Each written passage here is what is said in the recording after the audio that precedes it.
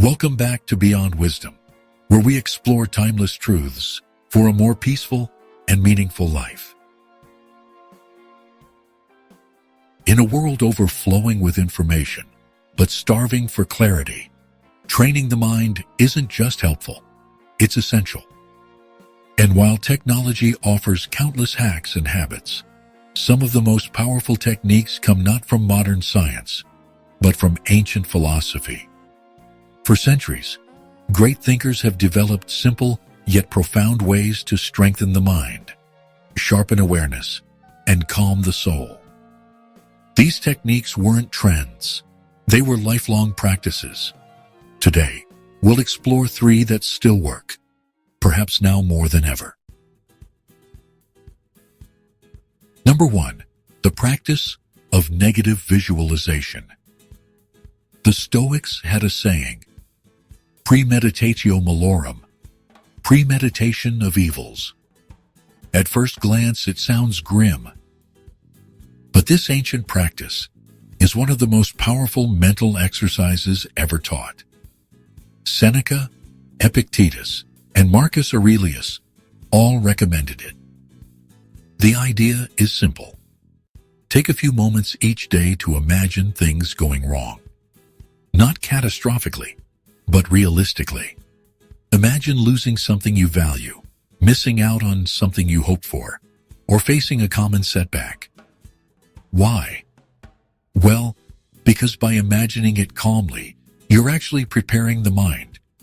You train yourself not to be shocked by life, but ready for it. Seneca wrote, "He robs present ills of their power, who has already rehearsed their coming." This doesn't mean you become pessimistic. It really means you build resilience. In fact, studies today show that those who regularly reflect on loss often appreciate life more. Gratitude becomes sharper. Joy becomes clearer. Because you realize deeply that nothing is guaranteed. Try it the next time you feel anxious about the future. Instead of wishing everything will go right, just quietly prepare for when it doesn't. You'll find a strange peace in that. Number 2, mindful attention to the ordinary. In ancient Zen practice, there's a phrase, before enlightenment, chop wood, carry water. After enlightenment, chop wood, carry water. It's not just poetic, it's a teaching. Great philosophers and monks throughout history shared a similar insight. Wisdom doesn't arrive with fireworks. It shows up when you learn to pay full attention to what's already here. In the 13th century, the Japanese monk Dōgen wrote extensively about how washing a bowl or sweeping the floor could become a moment of presence. The action wasn't special, but the awareness, fully being there with it, that was the training. Similarly, Socrates believed that philosophy wasn't found in lofty debates, but in asking careful questions in everyday life. Watching the market, talking to a neighbor, reflecting on a simple walk. The technique, if we can call it that, is learning to do just one thing at a time, fully, quietly, without distraction. No phone, no racing mind, just the act itself. Whether it's drinking tea, folding laundry, or brushing your teeth, these are all chances to practice attention. And a focused mind, even for a few moments a day, becomes a calm mind. In a world addicted to speed, this ancient slowness is a kind of rebellion, a gentle, powerful rebellion. Number 3, self-inquiry and honest reflection. The Oracle of Delphi had one command above its temple: know thyself. For ancient Greek philosophers, self-knowledge wasn't optional. It was the beginning of all wisdom. Socrates would spend hours in the Athenian marketplace, not lecturing, but questioning. He'd ask simple things. What is courage? What is justice? What do you mean when you say good? These questions weren't tricks.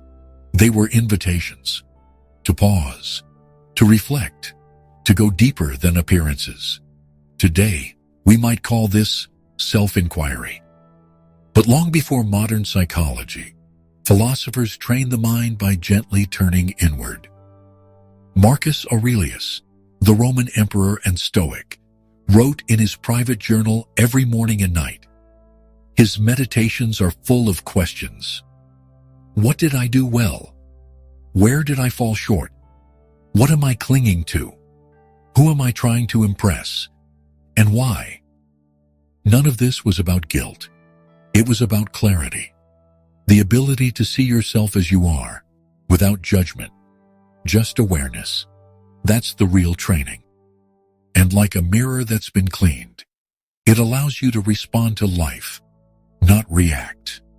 If you'd like to try it, begin with this quiet question at the end of the day.